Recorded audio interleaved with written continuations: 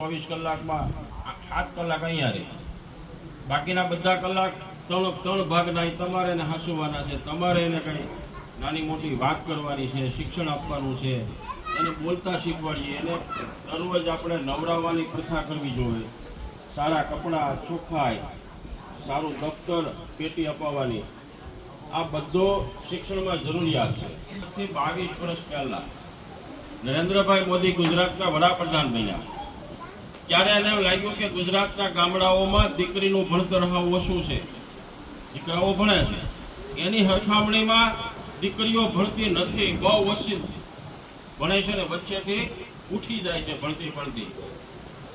એટલે આખી જેહાદ ઉઠાવી હતી.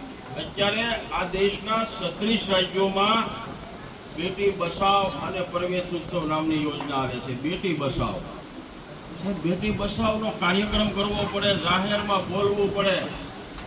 બિહાર, રાજસ્થાન, મધ્યપ્રદેશ, ઘણા બધા એવા રાજ્યો છે કે ત્રીજી દીકરી આવે ને એટલે માં જનેતા તો કાંઈ ન બોલે, પણ આખું કુટુંબ ને ગામ છોડી પડે કે આને ત્રીજી છોડી આવી, આને ત્રીજી છોડી આવી. ઓહો, કેવું કૃત્ય કરે! આ તો દીકરી હોય કે દીકરો આપેલા ભગવાનના વરદાન છે સાહેબ.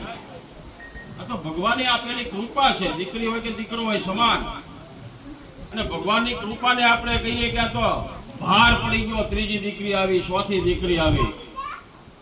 અને દૂધ પીતી કરવાની જે રિવાજ પ્રથા હતી, રાક્ષસી પ્રથાઓ સાહેબ, માનવીમાં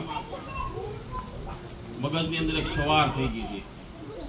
એ પ્રથા દૂર કરવા માટે નરેન્દ્રભાઈ મોદીએ હાકલ કરી છે.